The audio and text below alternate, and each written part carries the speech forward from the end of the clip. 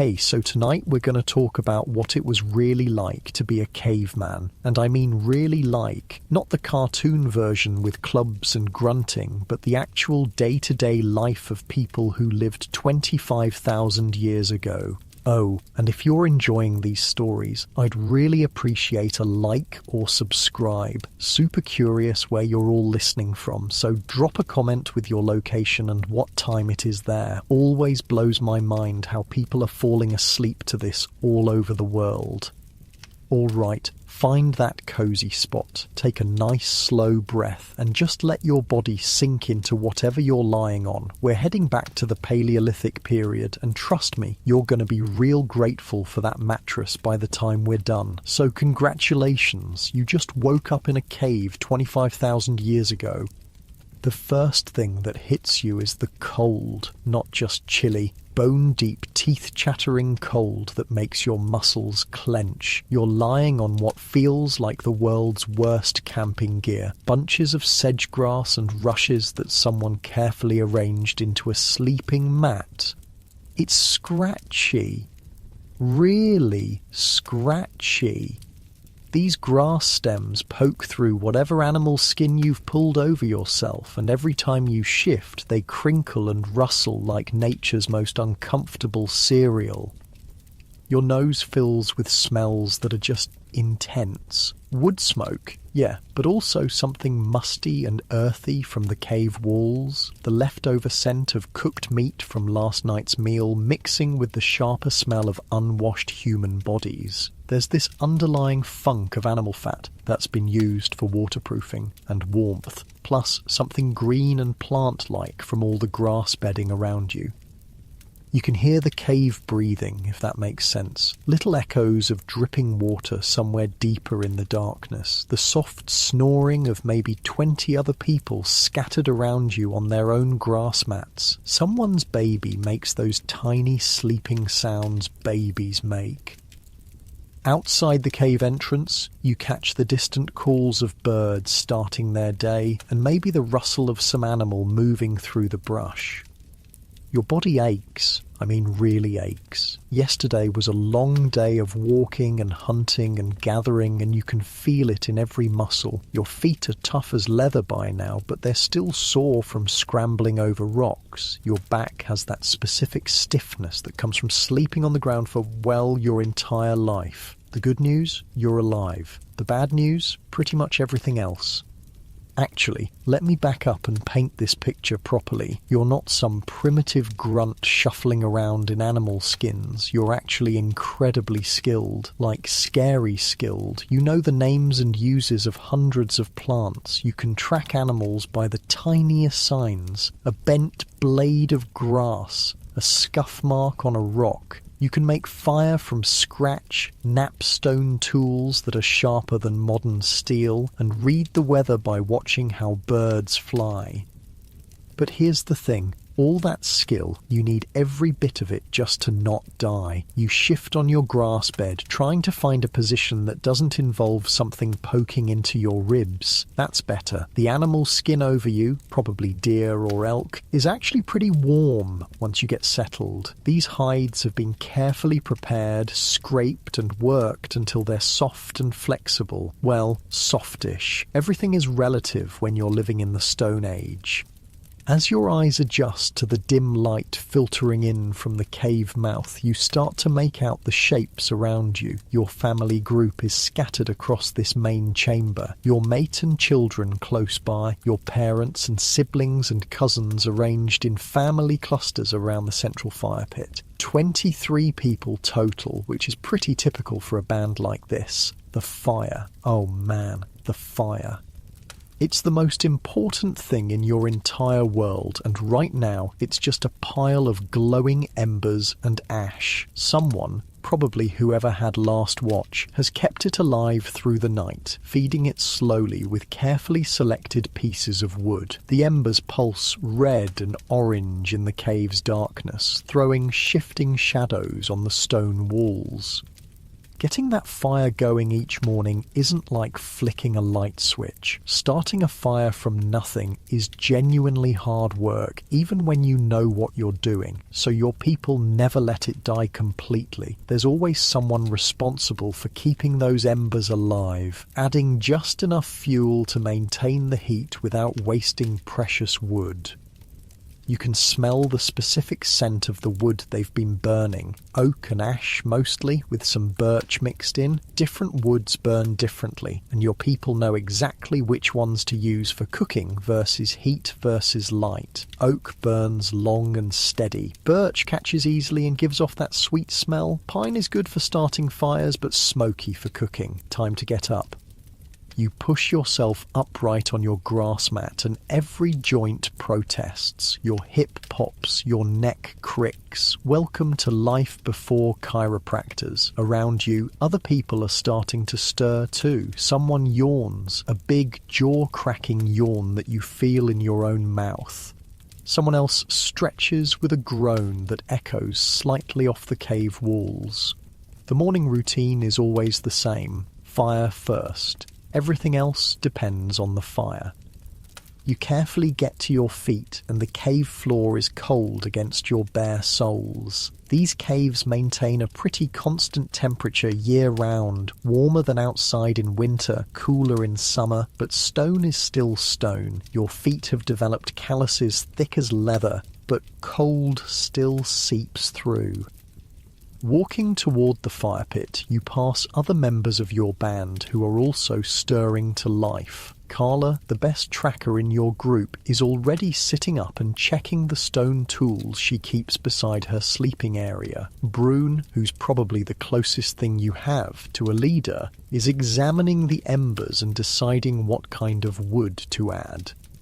The fire pit is carefully constructed in a depression in the cave floor, lined with stones to contain the heat and reflect it back up. Around it, the ground is worn smooth from generations of people sitting and working in this exact spot. You can see the stains from countless meals, the char marks from dropped embers, the smooth patches where stone tools have been knapped for thousands and thousands of hours. Brune nods at you as you approach. He's already selected some thin, dry kindling, birch bark and fine twigs that will catch easily from the embers. You help him arrange the wood in a careful structure, building up from the smallest pieces to create the right airflow for the flames to take hold. Working together, you blow gently on the embers, coaxing them back to life. The red glow brightens and tiny flames begin to lick at the birch bark. The smell of smoke gets stronger, mixing with that distinctive scent of hot stone and ash. More flames catch, and suddenly you have real fire again. Dancing, crackling, wonderful fire that pushes back the darkness and starts to warm your hands. Fire is life. Fire is protection. Fire is the difference between human and animal. Around the growing flames, more people gather. Children who were still sleepy moments ago become alert and focused. Fire means warmth, but it also means food, and everyone's stomach is reminding them that they haven't eaten since yesterday evening. The good news about being a hunter-gatherer is that you don't have to worry about a mortgage or taxes or your boss being unhappy with your quarterly performance review. The bad news is that every single day starts with the question, what are we going to eat and how are we going to get it? Yesterday was a decent day. The hunters managed to bring down a deer. Not huge, but enough to feed everyone with some left over for today. The gatherers came back with their carrying bags full of nuts, roots, and berries. But that was yesterday. Today, you're starting from scratch. You settle into the familiar rhythm of morning preparation. Someone fetches water from the stream that runs past your cave. Clear, cold water carried in containers made from animal bladders and carved wood. Someone else starts preparing some of yesterday's leftover meat for a quick morning meal. The meat gets spitted on sharpened sticks and held over the flames until it's heated through. Not really cooked. This is more like reheating leftovers, but warm food on a cold morning is a small miracle. The smell of heating meat mixes with the wood smoke, and your stomach makes that empty, anticipatory rumble.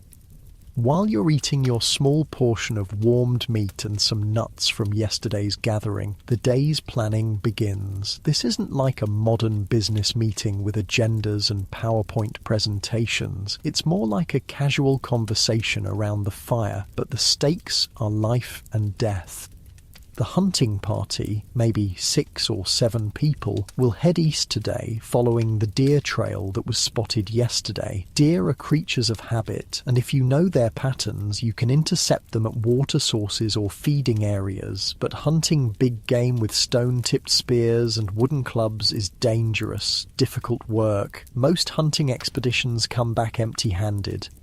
The gathering party will spread out through the forest looking for anything edible. Nuts, berries, roots, tubers, mushrooms, bird eggs, insects, medicinal plants. Gathering is actually more reliable than hunting. You almost always find something, but it requires incredible knowledge of the natural world.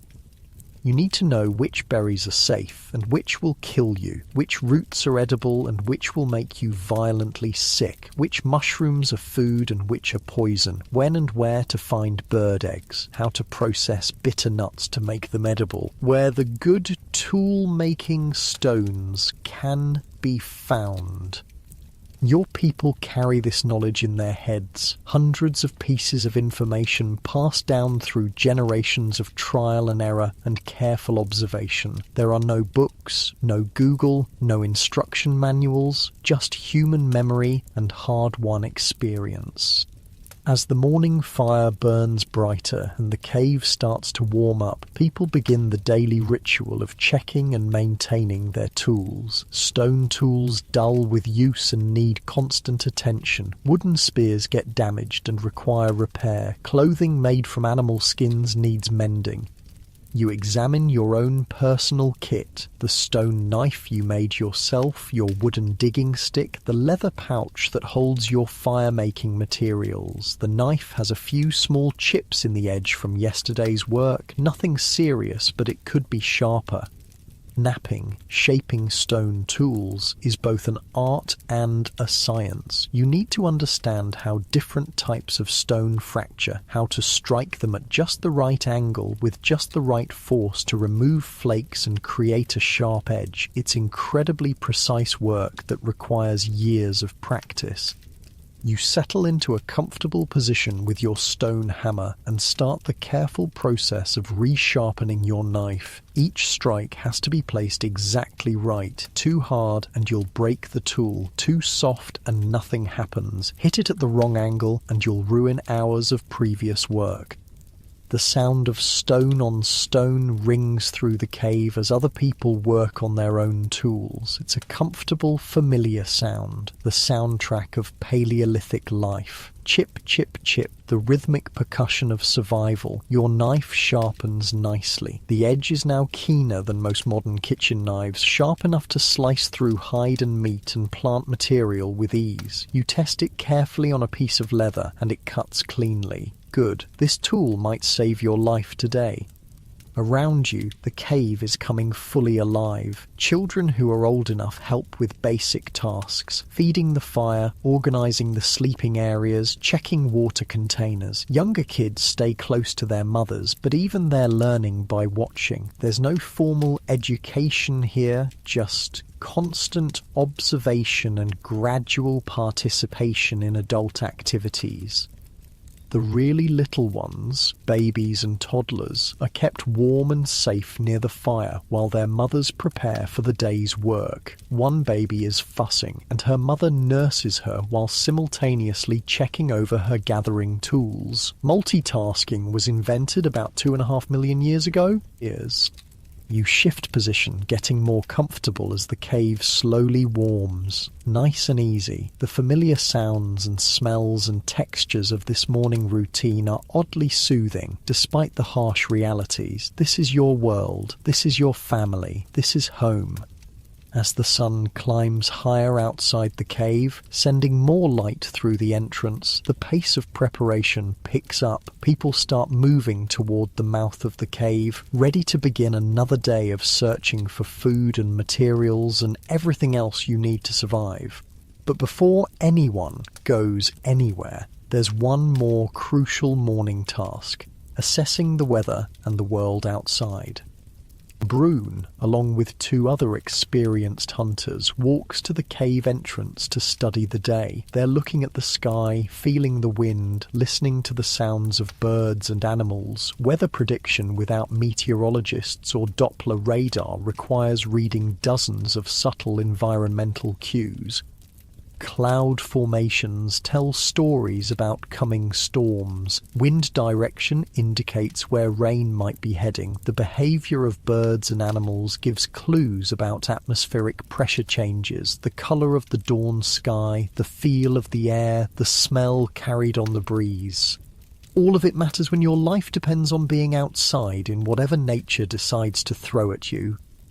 Today looks promising. The sky is clear, the wind is calm, and you can hear the normal chatter of birds in the forest. No signs of incoming bad weather, good hunting and gathering conditions. Time to go face the world. You gather your tools and equipment: stone knife, wooden digging stick, leather carrying pouch, a piece of fire-starting material wrapped in bark. Everything you own fits in your hands or hangs from a simple belt made of twisted plant fibers. The gathering party assembles near the cave entrance. 8 people today, including yourself, all equipped with the tools needed for finding and collecting food. You're wearing your usual outfit, leather leggings and a tunic made from carefully prepared deer hide. Soft leather boots, stuffed with grass for insulation, and a heavier skin cloak that can be wrapped around you if the weather turns cold. Your clothes fit well and move with your body. These aren't random animal skins thrown over your shoulders. They're carefully tailored garments sewn with sinew thread using bone needles. The leather has been treated with animal fat to make it water resistant, and the seams are reinforced in places that take the most stress. Everything about your outfit is functional. No pockets. You don't need them when you only own a few tools. No zippers or buttons. Everything fastens with leather ties or simple toggles made from bone or antler. No synthetic materials, obviously, but also no cotton or wool. Just leather and fur and plant fibers, all processed by hand using techniques passed down through countless generations. Standing at the cave entrance, looking out at the forest that stretches endlessly in all directions, you feel the familiar mix of anticipation and anxiety that starts every day. Out there is everything you need to survive: food, materials, resources. But out there is also everything that can kill you. Large predators, venomous snakes, poisonous plants, fast-moving rivers, cliff edges, sudden storms, rival groups of humans who might not be friendly, getting lost, getting injured far from help, 1,000 ways to die, and only your knowledge and skills and the cooperation of your band to protect you. You take a deep breath of the morning air. It smells like forest, green and alive and complex, damp earth and decomposing leaves and growing plants and the musk of animals that passed this way recently. Clean air, pure air, air that hasn't been touched by pollution or industry or any of the substances that modern humans breathe every day. The sun feels good on your face as you step out of the cave. Real sunlight, not filtered through windows or reflected off buildings. Direct solar radiation that will warm your skin and provide the light you need to work by. No electricity, no artificial lighting, just the sun and moon and stars and fire. Your feet find the familiar path that leads down from your cave toward the forest floor. This path has been worn smooth by generations of your people making this same journey every day for hundreds of years. Your ancestors walked this exact route, and if you're lucky and skilled, your descendants will too. You shift your carrying pouch to a more comfortable position and adjust your grip on your digging stick. The morning is young and there's a full day of work ahead. Time to go find what the forest has to offer today. Behind you, the hunters are making their final preparations, checking spear points, discussing strategy, sharing the precious few arrows tipped with the sharpest stone points your group can make. Ahead of you, the gathering party moves through the forest with practiced silence, eyes and ears alert for anything useful. This is it. This is your life. This is what it really means to be human. Your muscles relax as you settle into the familiar rhythm of walking through your territory, and with each step, the adventure of another day in the Paleolithic world begins to unfold around you. The forest closes around you like a living thing. Every step takes you deeper into a world that's both beautiful and terrifying, where every shadow could hide food or danger, and sometimes both at the same time. You're moving through what will someday be called an old-growth forest, but right now it's just the world. Trees that have been growing for centuries stretch up into a canopy so thick that the morning light filters down in shifting beams and patches. Oak and ash and beech trees, massive trunks that would take 6 people holding hands to circle. The understory is dense with smaller trees and shrubs, and the forest floor is carpeted with layers of decomposing leaves that squelch softly under your feet. The sounds are incredible. Birds everywhere, not just the few species you'd hear in a modern park, but dozens of different calls echoing through the trees, the rustle of small animals moving through the undergrowth, the distant crack of a branch falling somewhere in the depths of the forest. Wind moving through leaves in waves that you can actually hear approaching and passing overhead. Your gathering party spreads out as you walk, each person following their own path but staying within earshot of the others. You never go anywhere alone, ever. Being alone in this world is basically a death sentence. Predators hunt alone humans. Accidents happen. Getting lost means dying, and dying means your family doesn't eat. Kessa, who's probably the best plant identifier in your group, calls out softly from about 20 feet to your left. She's found something. You angle toward her voice, pushing through a thicket of hazelnut bushes that catch at your leather clothing and scratch at your exposed skin. She's kneeling beside a cluster of plants with broad heart-shaped leaves and small white flowers. "Wild garlic," she says, and the satisfaction in her voice is obvious. This is a good find, not just food, but medicine too. Wild garlic can help with infections, and it adds flavour to otherwise bland meals. You help her carefully dig up several of the bulbs using your wooden digging sticks. The tools are simple but effective. Hardwood sticks about as long as your arm, sharpened to a point and hardened in fire. They're perfect for digging roots and tubers without damaging them. The bulbs come up easily in the soft forest soil. They're small, about the size of your thumb, with papery white skin and that unmistakable sharp smell of garlic. Kessa rubs one clean and bites into it, chewing thoughtfully. "Good," she says. "Strong. These will keep well." You wrap the bulbs in a piece of soft leather and tuck them into your carrying pouch. So far, so good. The day is off to a promising start. Your group continues deeper into the forest, following animal trails and paths that your people have used for generations. Every few hundred yards, someone finds something worth collecting. Nuts from hazelnut bushes, berries that are just starting to ripen, wild mushrooms growing on rotting logs, but only the ones that experienced gatherers know are safe. The knowledge required for this work is staggering. You need to know hundreds of different plants, their seasons, their habitats, how to process them, how to store them. Some plants are only edible at certain times of year. Some require complex preparation to remove toxins. Some look almost identical to poisonous varieties, but have subtle differences that can mean the difference between a good meal and a horrible death. Take mushrooms. There are dozens of edible varieties in your forest, but also several that will kill you in very unpleasant ways. The difference between food and poison might be the colour of the spores, or the way the stem breaks, or the smell when the mushroom is crushed. Get it wrong, and you're dead. Get it right, and you have a delicious, nutritious meal. Your people have been learning these distinctions for thousands of years, passing the knowledge down through careful teaching and observation. No one forages alone until they've spent years learning from experts. Even now, experienced as you are, you still check with others when you find something unusual. The sun climbs higher as your group works its way through the forest, and you can feel the day starting to warm up. The morning chill is lifting, and walking at a steady pace is starting to make you pleasantly warm under your leather clothing. You adjust your carrying pouch and keep moving. About an hour into the expedition, Toma calls out from near a stream bank. His voice has that particular excitement that means he's found something really good. You push through the undergrowth toward the sound, and what you see makes you smile. Wild honey.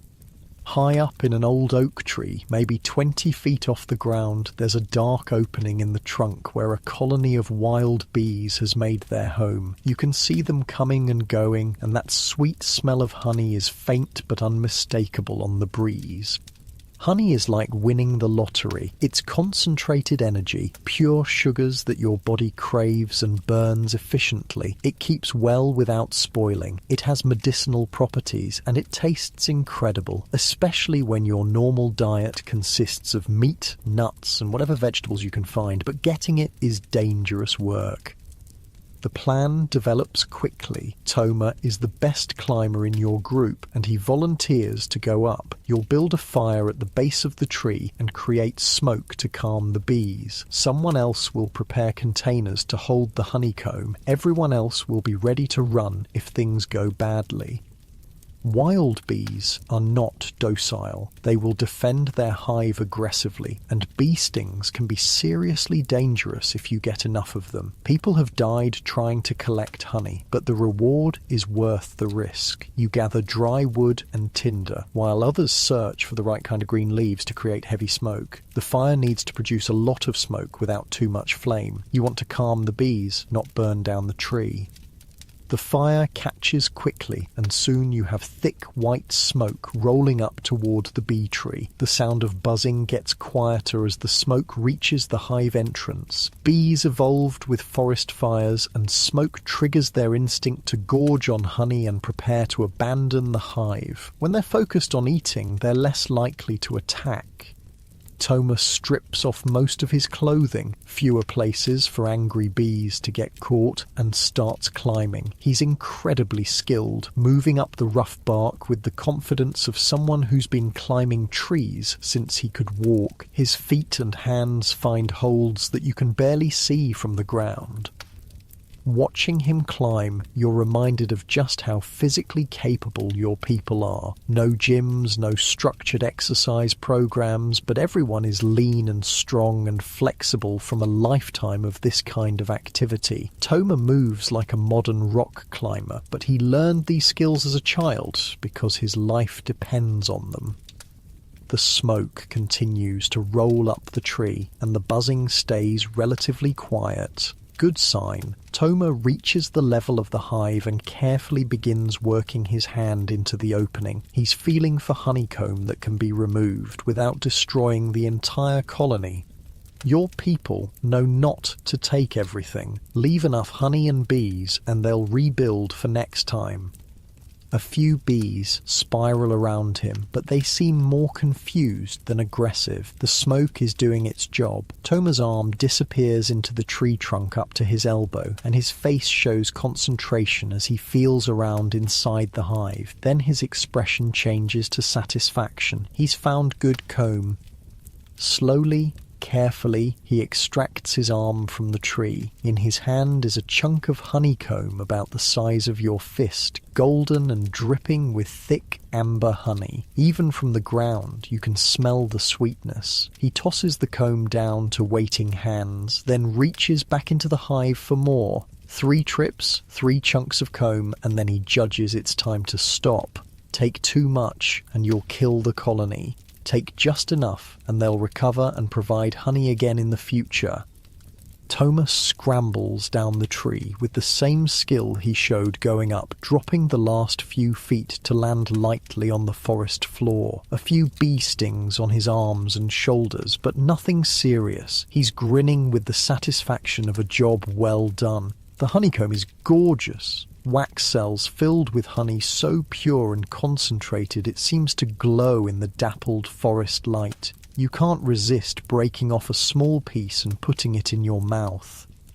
The sweetness explodes across your tongue like nothing in the modern world. This isn't processed sugar or corn syrup. This is pure honey made by bees from the nectar of wildflowers. It's complex and floral and intensely sweet, and your body responds immediately with that rush of energy that comes from natural sugars hitting your bloodstream. You close your eyes for a moment, savouring the taste. Honey like this was the sweetest thing available to humans for tens of thousands of years. No chocolate, no candy, no desserts, just this, and it's perfect. The honeycomb gets carefully wrapped and packed away in leather containers. This is a treasure that will be shared with the entire band back at the cave. Children will get small pieces as treats. Adults will use it to make other foods more palatable. Some will be saved for winter when every calorie counts.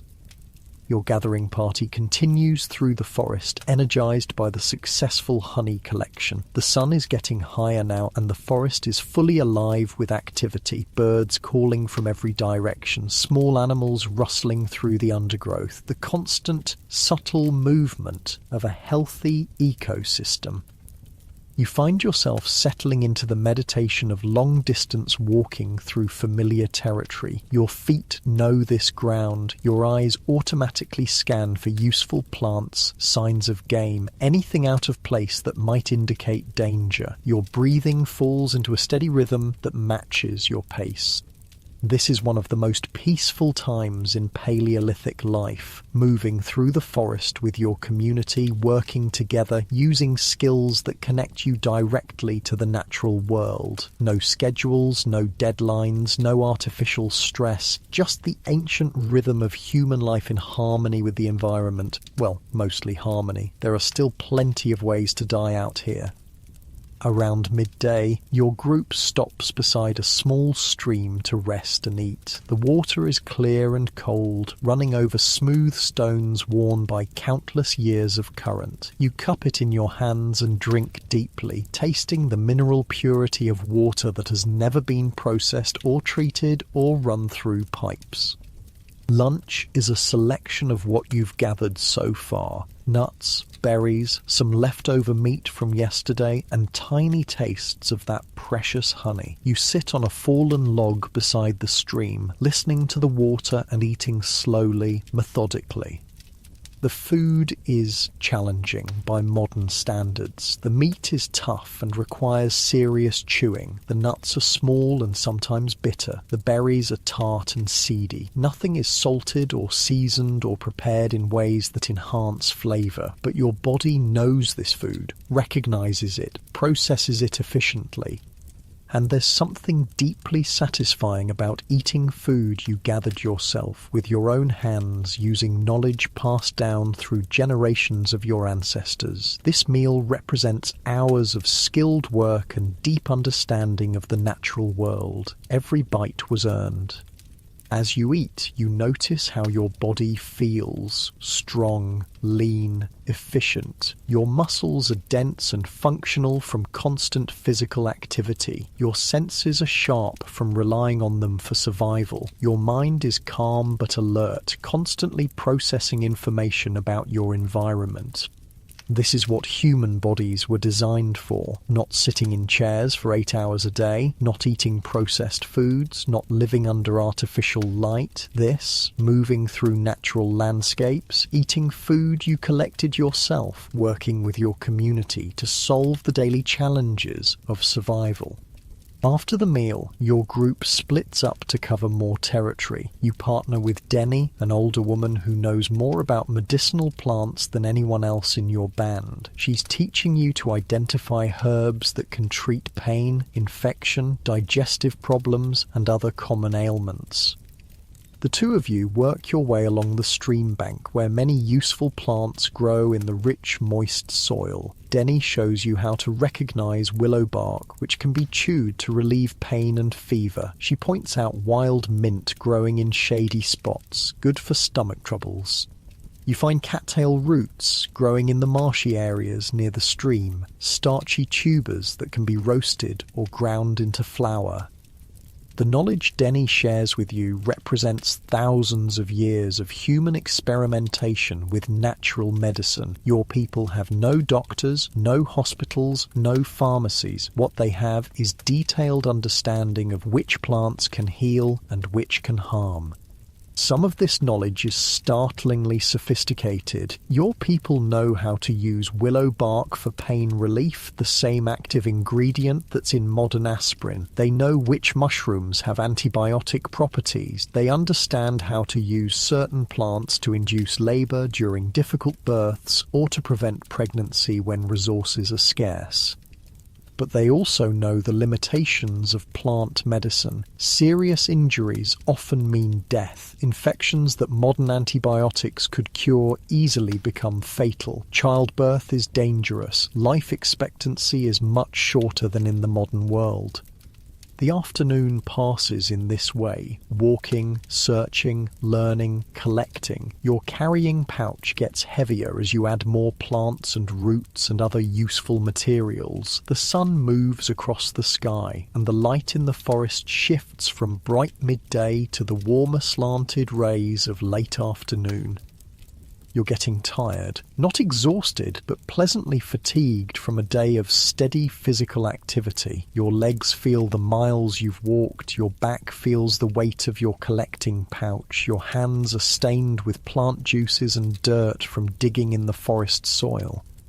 But you're also deeply satisfied. This has been a good day. Your group has collected enough food and materials to make the expedition worthwhile. The honey alone makes this a successful trip, but you've also gathered enough plants and nuts to contribute meaningfully to tonight's meal. As the sun starts to sink lower in the sky, Denny calls the group together for the return journey. Time to head back to the cave. You don't want to be caught in the forest after dark. Night belongs to the predators. The walk back follows a different route than your morning path. Your people never travel the same way twice if they can help it. Predictable routes make you vulnerable to ambush, and they also mean you miss opportunities to find new resources or observe changes in your territory. This path takes you through a section of forest dominated by massive beech trees, their smooth grey bark rising like pillars into the canopy above. The ground here is covered with fallen beech nuts, and your group spends some time collecting the rich, oily nuts that will provide valuable calories. Beech nuts require preparation. They need to be shelled and the bitter husks removed, but they're worth the effort. High in fat and protein, they store well and provide concentrated nutrition during the leaner months of winter. As you work bent over and picking nuts from the forest floor, you become aware of how quiet it's gotten. The normal sounds of birds and small animals have faded. The forest feels expectant, waiting. Denny notices too. She straightens up slowly, her eyes scanning the trees around your group. Her hand moves casually to the stone knife at her belt, the universal signal for something's not right. Everyone freezes. You listen, really listen, beyond the normal forest sounds, beyond the whisper of wind in the leaves. There's something else. A rustling that doesn't match the rhythm of small animals. Something bigger, something moving with purpose through the undergrowth. Could be a deer, could be an elk, could be a bear, could be people who aren't your people. Denny makes a subtle hand gesture that means gather closer, stay quiet, be ready to run. Your group slowly, carefully consolidates into a tighter formation. No sudden movements, no noise. Just controlled readiness. The rustling gets closer. Through the trees you catch glimpses of movement, brown shapes moving between the tree trunks, coming your way. Then you see antlers. Elk, a small herd of them moving through the forest on their own afternoon journey. Huge animals, each one weighing more than 3 or 4 humans combined. Beautiful, magnificent, and potentially dangerous if they feel threatened. Your group stays perfectly still as the elk pass. 5 adults and 2 calves moving with that peculiar combination of grace and power that large wild animals possess. They're magnificent, thick coats gleaming in the afternoon light, massive antlers that could easily kill a human, muscles rippling under their skin as they walk. One of the adults stops about 30 feet from your group and looks directly at you, eye contact with a wild elk. For a long moment, you and this ancient creature regard each other across the space between species, 2 different kinds of animals sharing the same forest, the same world. Then the elk decides you're not a threat and continues on its way. The herd disappears into the forest as quietly as they appeared, leaving only the faint scent of musk and the memory of that brief, intense connection. Your group relaxes. Denny grins and makes the hand sign for good luck. Seeing elk is always a positive omen. They're associated with strength and endurance, and encountering them safely is considered a blessing from the forest spirits. You finish collecting beech nuts and continue the journey home. The sun is definitely getting lower now, and the light in the forest is taking on that golden quality of late afternoon. Time to pick up the pace. The path climbs gradually as you approach your home territory. The cave is situated on higher ground for good reason. Better visibility, easier to defend, and less likely to flood during heavy rains. Your legs feel the incline as you climb, but it's a familiar burn. You've made this walk thousands of times.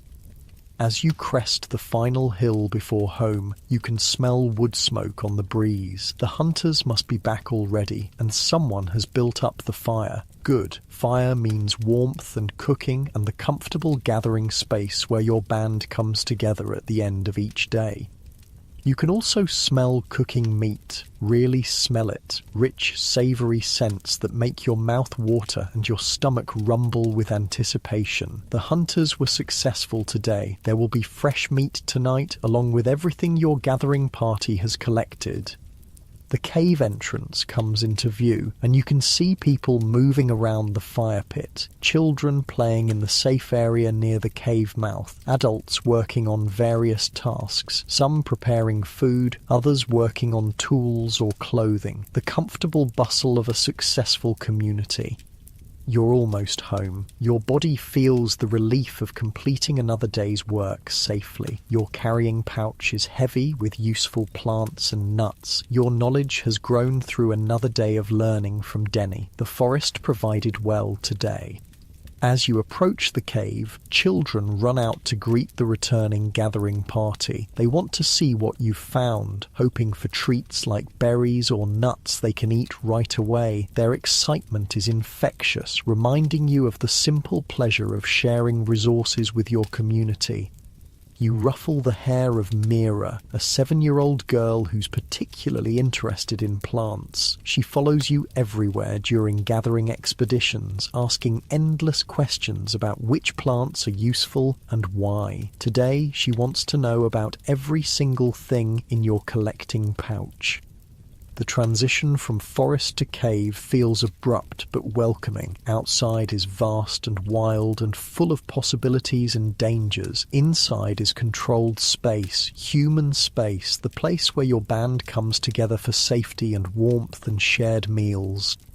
You settle onto your favourite spot near the fire pit and begin unpacking your day's collection. Each plant and nut and root represents knowledge applied, skills used, successful interaction with the natural world, small victories that add up to survival. Your shoulders drop as you let the day's tension release, and the familiar warmth of the fire begins to ease muscles that have been working since dawn.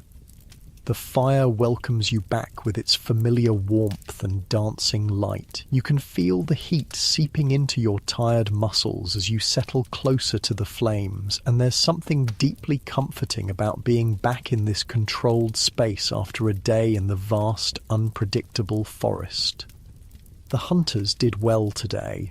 Really well. Spread around the fire pit are the remains of 2 deer, not huge animals, but enough meat to feed your entire band with leftovers for tomorrow. The successful hunt means tonight will be a feast, and feast nights are rare enough to be genuinely special. Brune and the other hunters are sharing their story while people work on food preparation. The tale unfolds in the casual, collaborative way of people who know each other intimately. Someone starts the story, another person adds details, a third corrects a minor point or emphasizes a particularly skillful moment. They tracked the deer for most of the morning, following barely visible signs through dense forest. A broken twig here, a hoofprint in soft soil there, the faintest scent trail that only the most experienced trackers can detect. The pursuit required patience, endurance, and the kind of environmental knowledge that takes decades to develop. The actual kill happened quickly. The hunters managed to surround a small group of deer at a water source, and Jorik made a perfect spear throw that brought down a young buck with a single strike. The second deer, attempting to flee, ran directly into spears held by 2 other hunters positioned along the escape route. Clean kills, quick deaths, minimal suffering for the animals, and maximum protein for your people. You listen to the hunting story while unpacking your own day's collection, organising the plants and nuts you gathered into different piles based on how they'll be used. Some things will be eaten tonight, others need processing or preparation, some will be stored for future use. The honeycomb you helped collect creates quite a stir when it's revealed. Children gather around to stare at the golden treasure, and adults nod approvingly at Toma's climbing skills. Honey is always welcome, but finding this much in one place is exceptional luck. Kessa is already working on the wild garlic bulbs, cleaning them and preparing them to flavour tonight's meat. The sharp, pungent scent fills the air around the fire as she works, mixing with the wood smoke and the rich smell of cooking venison.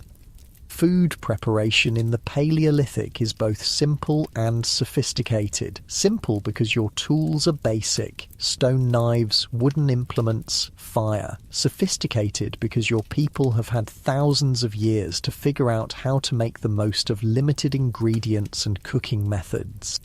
The deer meat is being prepared in several different ways. Some chunks are spitted on sharpened sticks and roasted directly over the flames, the classic caveman cooking method that actually works pretty well. Other pieces are being cooked in a more complex way that shows just how clever your people really are.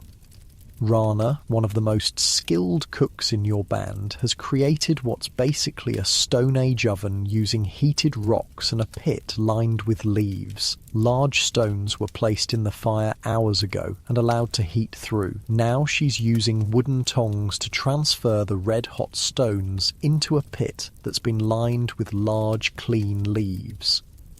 The hot stones are covered with more leaves, then chunks of deer meat wrapped in yet more leaves are placed on top. Another layer of leaves goes over the meat, then the whole thing is covered with dirt to create a sealed cooking chamber. The meat will cook slowly and evenly in the steam and heat generated by the hot stones.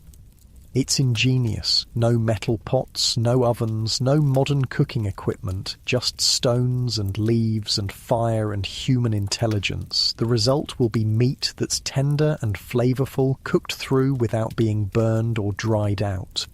While the stone oven does its work, other people are preparing the gathered plant foods. Nuts are being cracked between stones and the meat extracted. Bitter roots are being sliced and soaked in water to remove some of their harshness. Berries are being sorted, with the best ones saved for eating fresh and any damaged ones set aside for immediate consumption.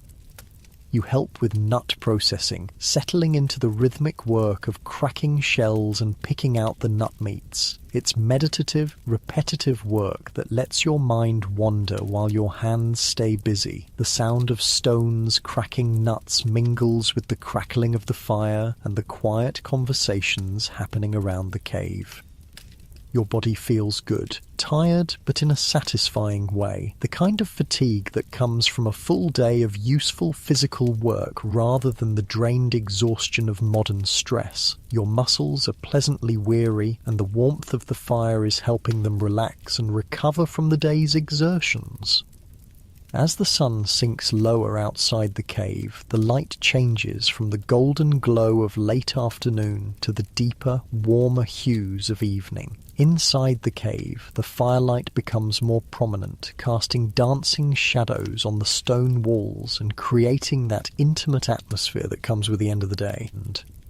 Children who spent the afternoon playing and helping with simple tasks are starting to show signs of tiredness. The youngest ones are staying closer to their mothers, and there's less running around and more sitting quietly by the fire. The transition from day to evening happens naturally, without clocks or schedules, just the rhythms of light and darkness and human energy. The first cooking meat is ready. Jorik uses his stone knife to slice thin pieces from a leg that's been roasting over the fire, testing for doneness. The meat is perfectly cooked, hot all the way through, but still juicy, with that slightly smoky flavour that comes from cooking over a wood fire. He offers the first taste to the eldest member of your band, old Senna, as is proper. She chews thoughtfully, nods approval, and gestures for the meal to begin. This isn't quite the free-for-all that modern people might imagine. There are customs, hierarchies, ways of doing things that maintain social harmony and ensure everyone gets fed.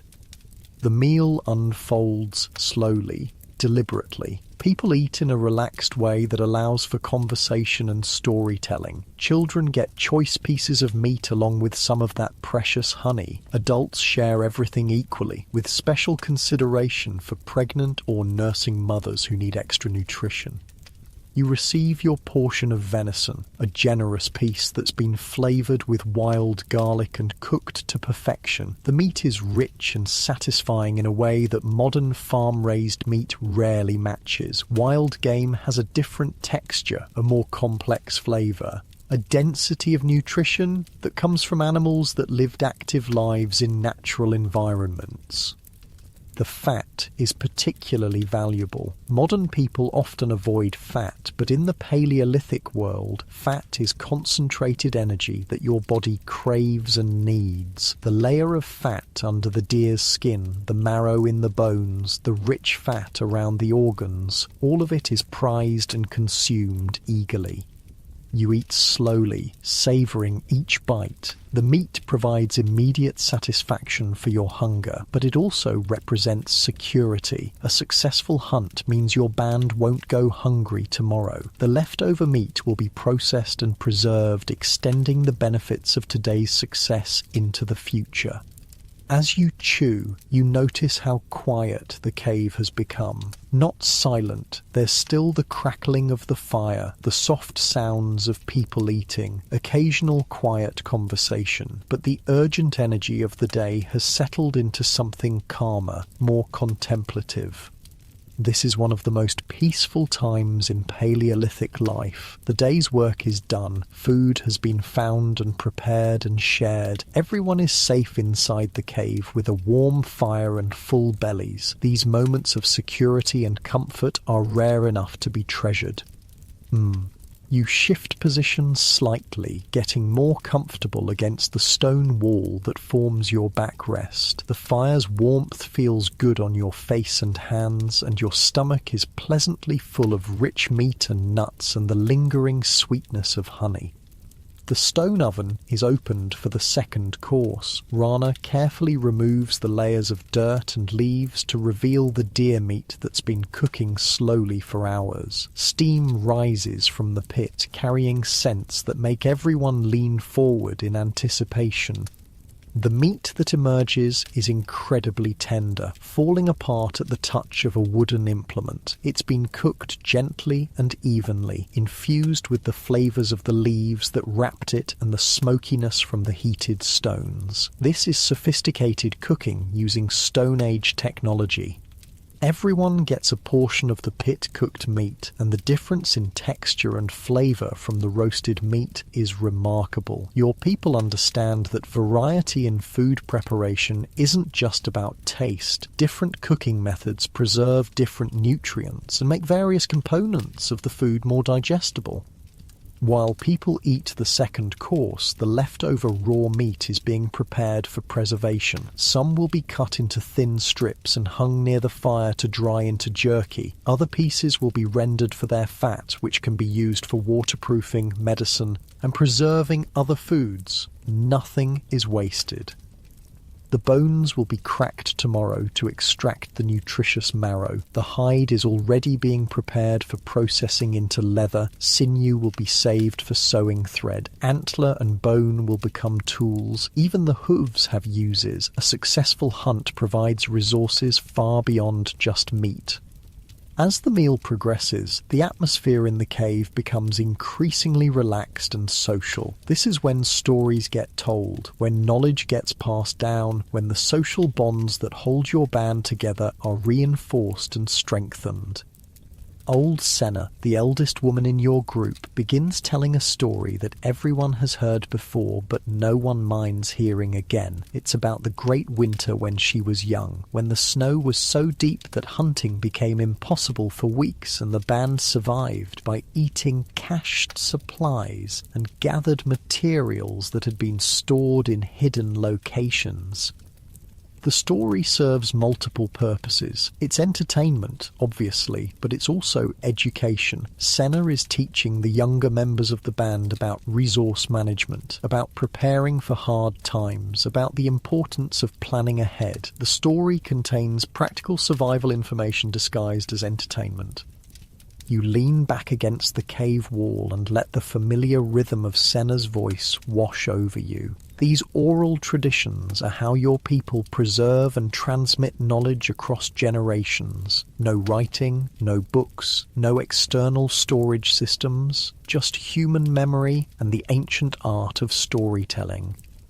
The fire burns lower as the evening progresses, but someone occasionally adds wood to keep it going. The light becomes softer, more intimate, creating a cocoon of warmth and safety in the vast darkness outside the cave. Children are getting sleepy. The youngest ones have already been put to bed on their grass mats, covered with soft furs and positioned close enough to the fire for warmth, but far enough away to be safe. Their mothers hum quiet songs while nursing or simply holding them close.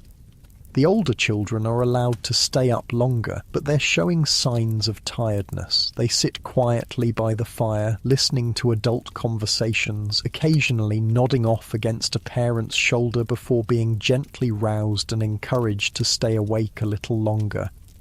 You feel your own energy settling into evening mode. The urgency and alertness required for daytime survival in the wilderness is giving way to something calmer, more contemplative. Your breathing slows naturally as your body recognizes the transition from active day to restful evening. Someone starts working on tomorrow's tools. Stone napping by firelight isn't ideal, but simple maintenance tasks can be done in the flickering illumination. The rhythmic sound of stone on stone adds to the peaceful atmosphere, a gentle percussion that speaks of preparation and care for the implements that make survival possible.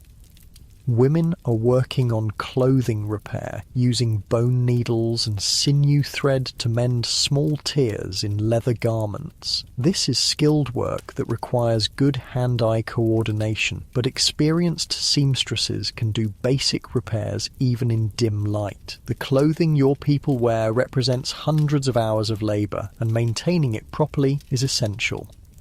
The social dynamics of evening time are different from the focused urgency of daytime activities. People sit closer together, conversations are quieter, more intimate, physical contact increases, children leaning against parents, adults sitting shoulder to shoulder, casual touching that reinforces social bonds.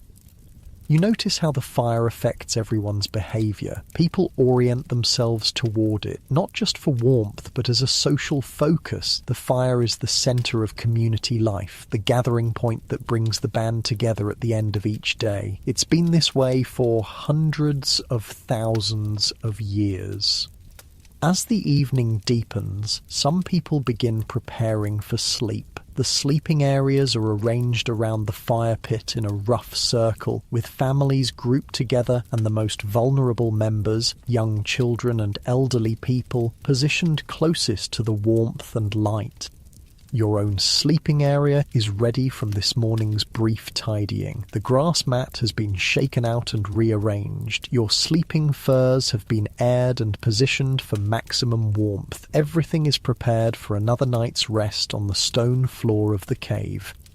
But sleep is still some time away. Evening activities continue at a relaxed pace as people finish their tasks and gradually wind down from the day. Some individuals work on personal projects, carving wooden tools, preparing plant materials for future use, organising their few personal possessions.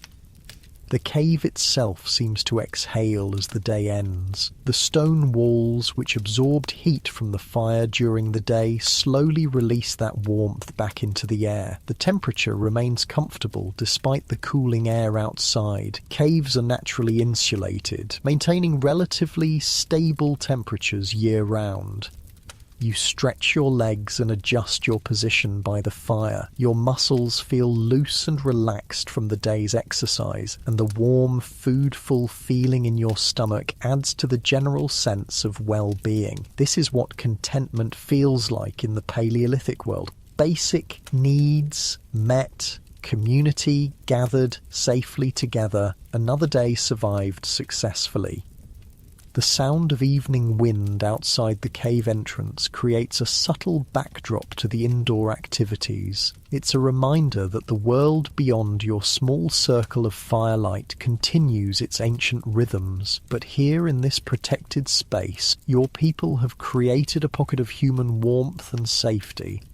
Children's voices are getting quieter as they settle into the calmer energy of nighttime. The youngest ones are already asleep on their mats, their small bodies relaxed and peaceful under soft furs. The sight of sleeping children always brings a sense of satisfaction to the adults. Another generation successfully protected through another day. Someone banks the fire for the night, arranging the wood so it will burn slowly and steadily without requiring constant attention. The flames die down to a more manageable level, but the coals remain hot and ready to be built back up if needed. Fire management is a critical skill that ensures warmth and protection throughout the night. The transition towards sleep happens gradually, naturally. People finish their evening tasks and begin moving toward their sleeping areas. Conversations become quieter, more intermittent. The energy level in the cave slowly decreases as everyone prepares for rest. You feel the day's tension continuing to ebb away as you settle more comfortably against your resting spot. Your breathing deepens naturally, and a comfortable yawn escapes as your body begins its transition toward the night ahead. As the fire settles into its nighttime rhythm, your band begins the evening activities that separate humans from every other animal on Earth. This is when the real magic happens, when survival becomes culture, when basic existence becomes something deeper and more meaningful. Jorik pulls out a piece of antler he's been working on for several days, along with a sharp stone baron designed for carving. By firelight, he continues the careful process of creating what will eventually become a spear thrower, a tool that will dramatically increase the range and power of thrown spears. The carving work is incredibly precise. Each cut must be placed exactly right to maintain the tool's balance and functionality. Too much material removed in the wrong place, and weeks of work are ruined. Too little, and the tool won't work properly. Jorik works with the focused concentration of someone who understands that his life depends on the quality of his tools. You watch him work, admiring the skill involved. The spear thrower he's creating represents thousands of years of technological development. Early humans figured out that a lever-like device could multiply the force of a thrown spear, allowing hunters to bring down larger prey from greater distances. This innovation literally changed the course of human evolution. The tool looks simple, just a carved piece of antler with a hook at one end to hold the spear and a handle at the other, but the physics involved are sophisticated. The length, balance point, and flex characteristics all have to be precisely calculated for the tool to work effectively. Jorik learned these calculations not through mathematical formulas, but through years of trial and error passed down from master craftsmen. Nearby, Kessa is working on a different kind of technology, plant processing. She's grinding wild grass seeds between two stones, transforming them into a coarse flour that can be mixed with water to make a simple bread or porridge. The work is labor-intensive and time-consuming, but it unlocks nutrition from plants that would otherwise be indigestible. The grinding stones she uses are carefully selected for the job. The bottom stone is large and flat with a slightly rough surface. The top stone is smaller and shaped to fit comfortably in her hands while providing maximum grinding pressure. Both stones were shaped through hours of careful knapping, and they represent a significant investment of time and skill. The rhythmic sound of stone grinding grain is one of the oldest industrial noises in human history. This same basic technology, crushing seeds between stones to make flour, would eventually evolve into watermills, windmills, and modern grain processing. But here in the cave, it's just Kessa's strong arms and patient work turning wild grass into food. The flour that results from her efforts is coarse and dark, nothing like the refined white flour of the modern world, but it's nutritious and filling, providing carbohydrates that complement the protein from hunting and the vitamins from gathered plants. When mixed with water and cooked on hot stones near the fire, it becomes a simple flatbread that helps extend the value of other foods. You shift your position, getting more comfortable as you watch the various evening activities happening around the fire. Each person is engaged in work that contributes to the band's survival and well-being. There's no leisure time in the modern sense, but there's also no distinction between work and life. Everything flows together into the integrated whole of Paleolithic existence. Old Senna has finished her earlier story and now begins a different kind of teaching, practical instruction about medicinal plants. She's working with several of the younger women, including some who have recently become mothers for the first time. The knowledge she shares could literally save lives. She shows them how to prepare willow bark tea for pain relief and fever reduction. The bark must be harvested at the right time of year from trees of the right age and prepared in specific ways to maximize its effectiveness. Too little preparation and it won't work. Too much and it becomes bitter and hard to swallow. The teaching includes detailed information about dosages, how much tea for a child versus an adult, how often to administer it, what other symptoms to watch for when willow bark isn't appropriate, and other treatments should be used instead. This is sophisticated medical knowledge being transmitted through careful oral instruction. Senna also teaches about plants that help with childbirth, herbs that can ease labour pains, others that can help stop dangerous bleeding, plants that can increase milk production in nursing mothers. This knowledge is literally life and death important in a world without modern medical care. The younger women listen intently, asking questions and practicing the identification of plants by examining dried samples that Senna keeps in carefully wrapped bundles. They understand that mastering this information could mean the difference between losing a child and successfully raising the next generation. As the instruction continues, you're struck by how much knowledge your people carry in their heads. No books, no external storage systems, no way to look things up when you forget. Everything must be memorized, practiced, and passed down through direct teaching and hands-on experience. The human brain evolved to handle exactly this kind of information processing. Your people have extraordinary memories for practical details that matter to survival. They can remember the locations of seasonal food sources, the behaviors of dozens of animal species, the properties of hundreds of plants, and complex social relationships going back generations. Modern humans often feel like their memory isn't very good, but that's because modern life requires remembering things like passwords and phone numbers and arbitrary facts that have no immediate survival relevance. Put those same brains to work on information that matters for staying alive, and the capacity is remarkable. Children who aren't yet ready for sleep are gathered around Brune for a different kind of teaching. He's showing them how to make cordage, strong rope twisted from plant fibers that has dozens of uses in Paleolithic life. This is basic technology that every adult needs to master. The process starts with gathering the right kind of plant fibers. Some plants produce strong, flexible fibers naturally. Others need processing to break down the plant material and expose the useful strands. Brune demonstrates the technique using dried grass that was collected earlier in the season. First, the plant material is beaten with stones to break down the woody parts and separate the fibers. Then the fibers are sorted by length and quality. The longest, strongest strands will become the core of the rope. Shorter pieces can be used for less critical applications or twisted together to add bulk.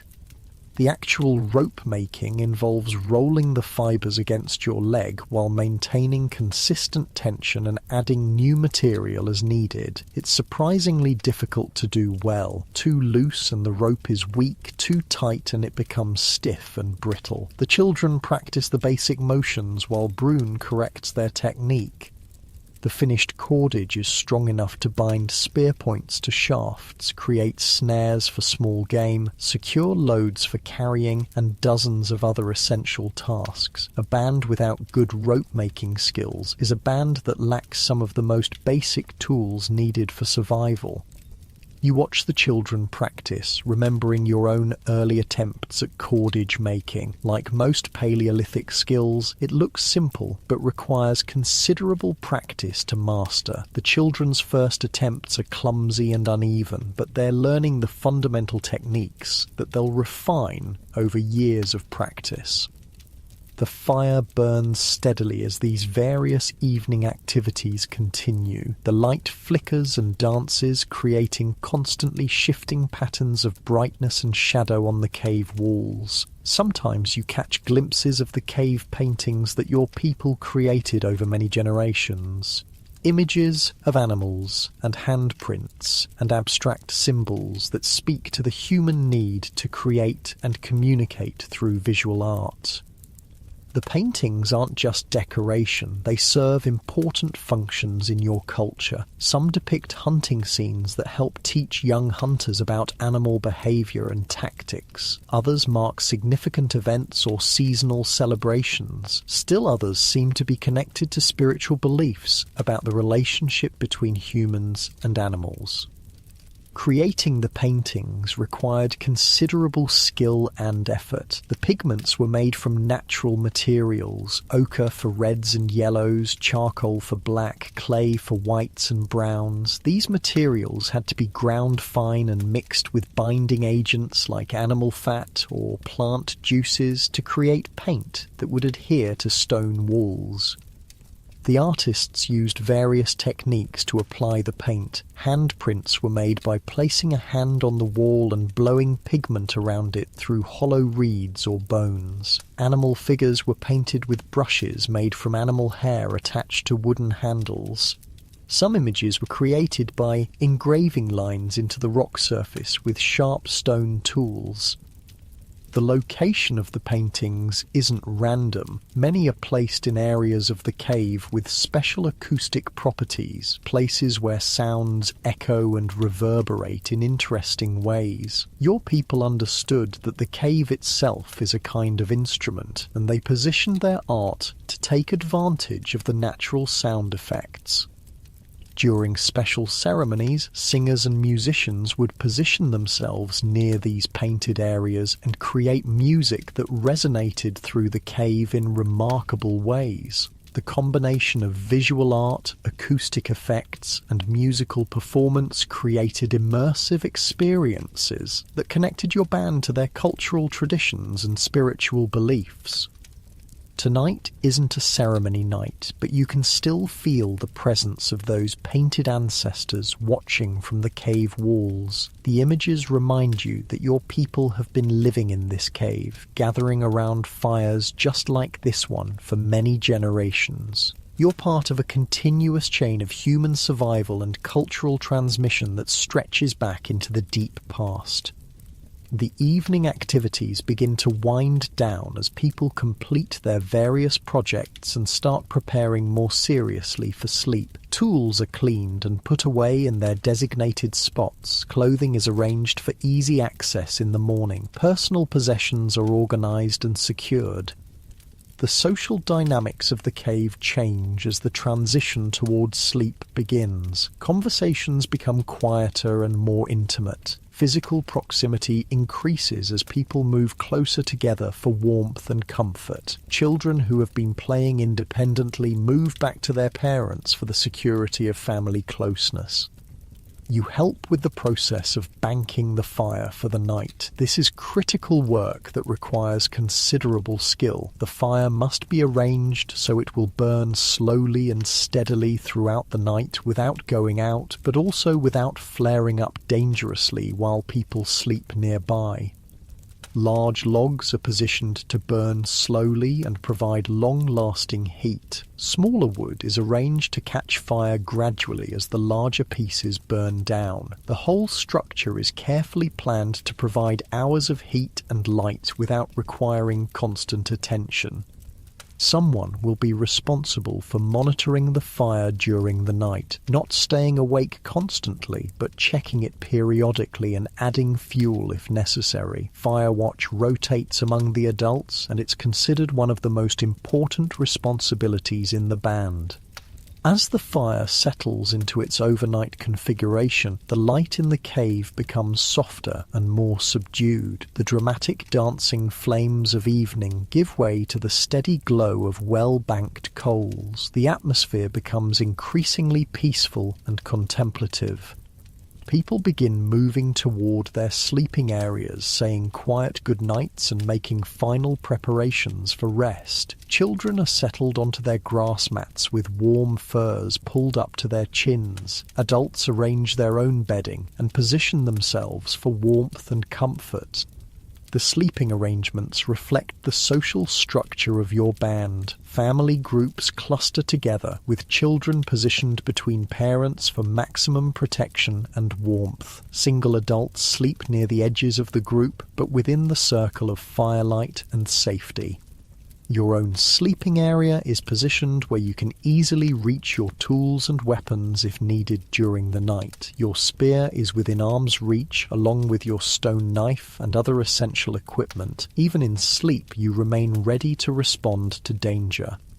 The grass mat under your sleeping furs has been arranged to provide as much cushioning as possible against the hard stone floor. Additional layers of dried grass and moss create a barrier between your body and the cold rock. It's not comfortable by modern standards, but it's the best available sleeping surface in the Paleolithic world. You settle onto your mat and pull your sleeping furs around you. The animal skins are warm and soft from years of use, and they carry the comforting sense of your family and your life. These furs represent successful hunts, skilled hide preparation, and the accumulated warmth of many nights' sleep. The sounds in the cave gradually diminish as people settle into sleep. Conversations fade to whispers, then to silence. The only sounds are the crackling of the fire, the occasional shift of someone adjusting their position, and the deep, slow breathing of people relaxing into rest. Outside the cave, the night world is alive with different sounds. Owls calling from the forest, the distant howl of wolves, the rustle of nocturnal animals moving through the undergrowth. But inside the cave, protected by fire and stone walls and the presence of your band, these sounds seem distant and unthreatening. You feel your body beginning to relax as it recognizes the familiar transition towards sleep. Your muscles, which have been working hard all day, start to release their tension. Your breathing naturally slows and deepens. The warmth from the fire and your sleeping furs creates a cocoon of comfort around you. This is the end of another successful day in the Paleolithic world. Food was found and shared, tools were maintained and improved, knowledge was passed down to the next generation. Everyone survived safely to see another night. These simple accomplishments represent the fundamental victories of human existence. The fire continues to burn steadily, casting its warm glow on the sleeping forms scattered around the cave. The light flickers gently across the painted walls where your ancestors left their marks, connecting tonight to countless other nights when humans have gathered around fires for warmth and safety and companionship.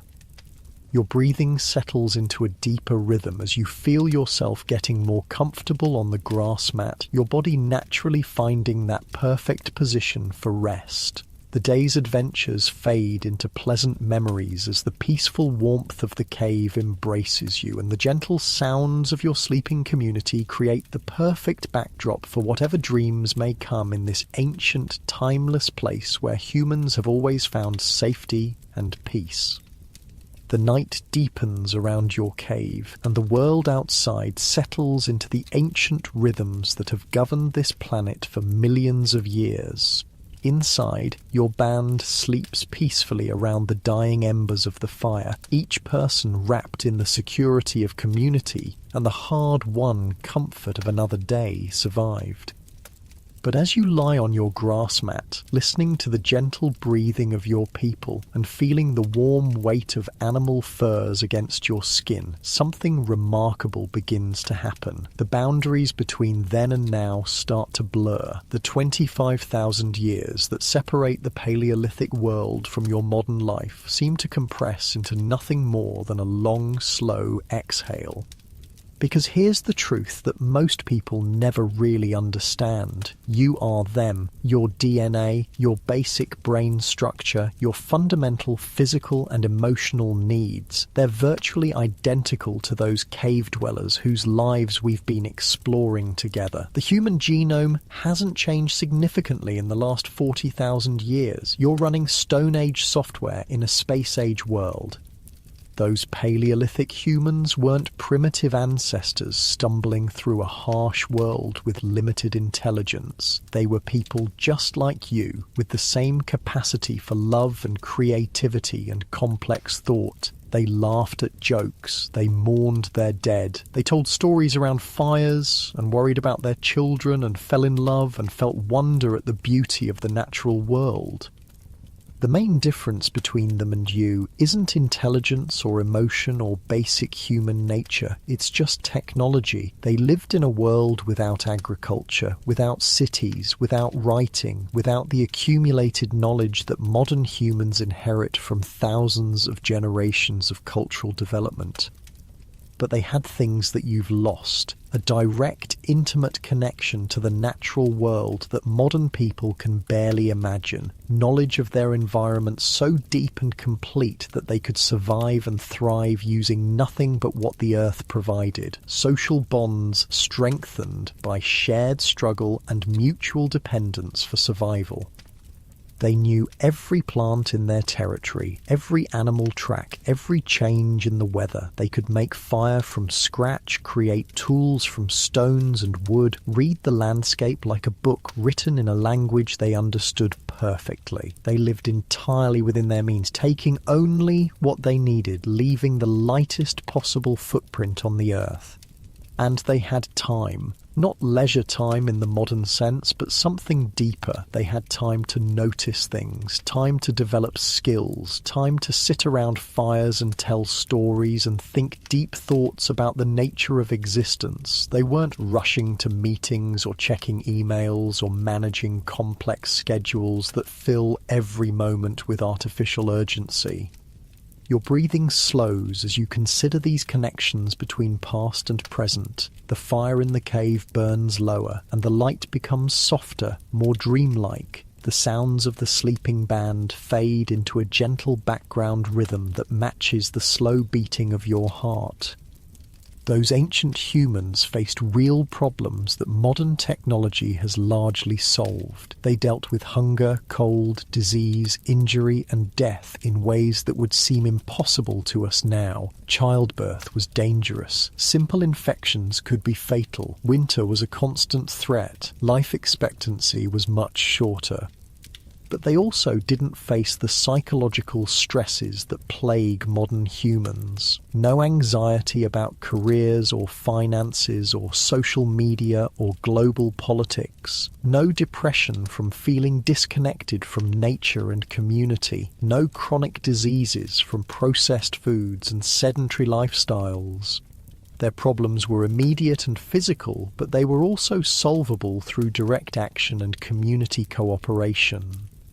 The irony is that your Paleolithic ancestors might have been in many ways happier than modern humans. Their basic needs, food, shelter, safety, social connection, were either met or clearly unmet. There was no ambiguity, no existential confusion about purpose and meaning. Survival was the purpose, community was the meaning.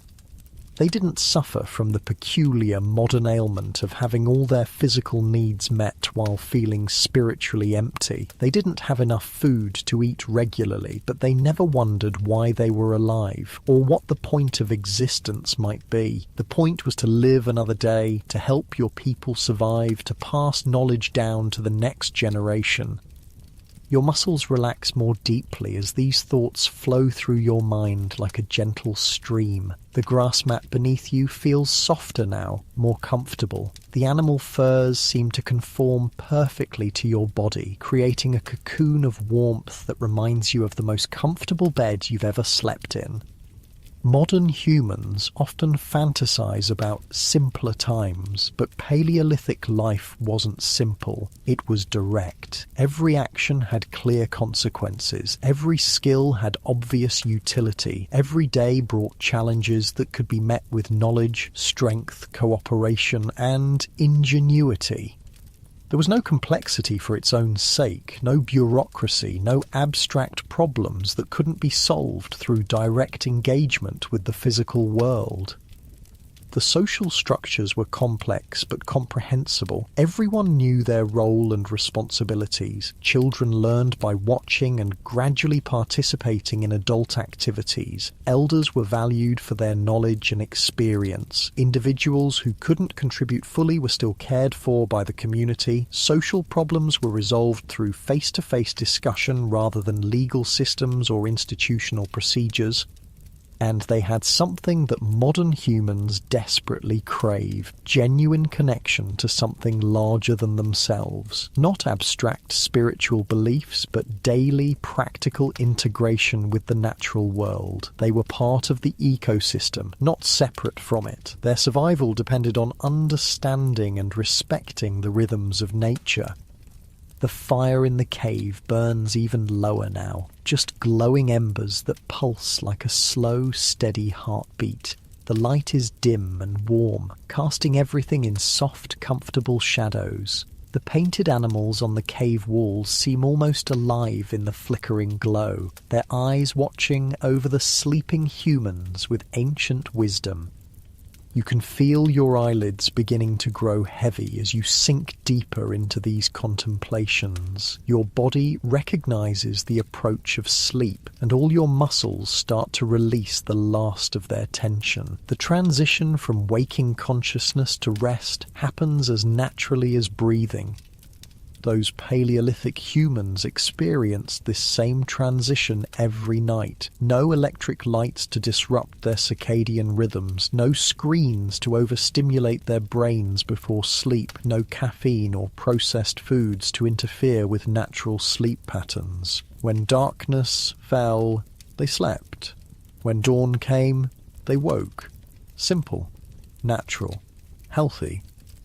Their sleep was probably deeper and more restorative than anything modern humans typically experience. Physical exhaustion from a full day of meaningful activity, combined with the security of community and the comfortable familiarity of their cave home, would have created ideal conditions for profound rest.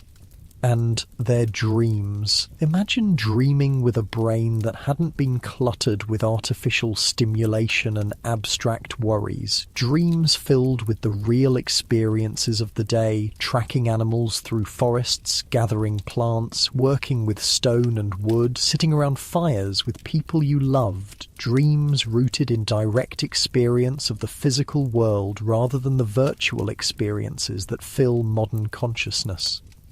Your breathing becomes even deeper and more regular as you feel yourself settling into that same kind of natural sleep that your ancestors knew. The modern world, with all its complexities, seems to fade away, leaving only the essential rhythms of human existence. The warmth of the fire, the security of community, the comfort of a safe place to rest. But here's the remarkable thing. Those Paleolithic humans created the foundation for everything that came after. Their innovations, fire, tools, language, art, social cooperation, made possible the agricultural revolution, the development of cities, the growth of technology, the modern world you live in today. They figured out how to be human, how to survive not just as individuals but as communities, how to pass knowledge from one generation to the next, how to create beauty and meaning in the midst of struggle, how to love and laugh and dream even when life was uncertain and often dangerous. The techniques they developed for working with stone became metallurgy, which became engineering, which became the technology that puts satellites in space. The plant knowledge they accumulated became agriculture, which became the food systems that feed billions of people. The social structures they created became the foundation for all human civilization. Your mind drifts gently as these connections become clearer. Past and present merge into a continuous flow of human experience spanning thousands of generations. You are the descendant of those cave dwellers, carrying their DNA, their basic brain structure, their fundamental capacity for survival and creativity and love. The fire in the cave dims to its lowest point, just barely glowing coals that provide the faintest light. The darkness is complete and comforting, like being wrapped in the softest blanket imaginable. Your eyelids feel heavier and heavier, and keeping them open requires more effort than it's worth. That Paleolithic world is still there, underneath all the layers of modern civilization, in your DNA, in your dreams, in the deep structures of your brain that respond to fire and community and the natural rhythms of day and night. You can access it anytime you need to remember what it means to be truly human. When modern life feels overwhelming, remember those cave dwellers who faced real dangers with courage and intelligence. When you feel disconnected, remember the deep bonds that held their communities together. When you feel purposeless, remember that your ancestors found meaning in the simple act of survival and the love they felt for their people. You are tougher than you think, smarter than you know, more connected to the natural world than modern life allows you to remember. You carry within you the accumulated wisdom of millions of years of human evolution, the survival skills and emotional resilience that allowed your species to thrive in conditions that would terrify most modern people. Your breathing slows to match the ancient rhythms of rest, and your body feels heavy and peaceful on the soft grass mat. The animal furs around you seem to pulse with warmth, and the gentle sounds of the sleeping cave community fade into the background of consciousness. The boundary between sleeping and waking becomes blurred and unimportant. You are safe. You are warm. You are part of a continuing story that stretches from those first humans who learned to control fire all the way to this moment, lying in your own comfortable bed, connecting across vast distances of time to understand what it really means to be human. Those cave dwellers would be amazed by the world their descendants created. Cities with millions of people, machines that fly through the sky, devices that let you communicate instantly with people on the other side of the planet, medical knowledge that can cure diseases they couldn't even imagine, abundance of food and comfort that would seem miraculous to people who struggled every day just to survive. But they would also recognize you immediately as one of their own. The same hopes and fears, the same capacity for love and creativity, the same need for community and purpose and connection to something larger than yourself, the same essential humanity that has remained constant across all the millennia of change and development. Your eyes close naturally now, and staying awake feels like trying to swim upstream against a gentle but irresistible current. The cave around you becomes dreamlike, and the sleeping forms of your Paleolithic family seem to merge with all the people you love in your modern life. Time expands and contracts like a slow breath. 25,000 years ago, today, tomorrow, all just different moments in the same continuous story of human experience. You are connected to it all. The cave dwellers learning to make fire, the farmers who invented agriculture, the builders who created cities, the scientists who unlocked the secrets of the universe. But tonight, in this peaceful moment between sleeping and waking, you remember the beginning, the time when humans first learned to gather around fires for warmth and safety and storytelling, when survival depended on cooperation and knowledge and the deep understanding that we are all part of the same human family. Your breathing becomes so slow and deep that each breath seems to last forever. The warmth of the fire, the softness of the furs, the security of the cave, the presence of your sleeping community, all of it blends together into a perfect feeling of peace and belonging. And as your consciousness gently releases its hold on the waking world, you carry with you the knowledge that you are part of something ancient and enduring and beautiful. You are human. You are connected, you are home. The cave grows quiet except for the soft sounds of peaceful breathing. The fire burns down to its smallest ember, still glowing, still warm, still providing the light that has guided humanity through the darkness for hundreds of thousands of years. And you sleep. Deep, restorative, natural sleep that connects you to every human who has ever lived, ever loved, ever dreamed of a better tomorrow for their children and their children's children. Sleep now. Rest in the knowledge that you are exactly who you were meant to be, carrying forward the best of human nature into whatever future awaits. Sleep with the wisdom of your ancestors and the hope of generations yet to come. Let your eyelids fall closed for the final time tonight. Let your breathing slow to match the ancient rhythms of rest. Let yourself drift away on the current of dreams that has carried humanity through countless nights just like this one. Sleep deeply, sleep peacefully, sleep with the confidence that you are part of the greatest story ever told, the story of human survival, human creativity, human love that transcends time and connects every heart that has ever beaten around a fire in the darkness. Rest now, modern cave dweller. Rest well.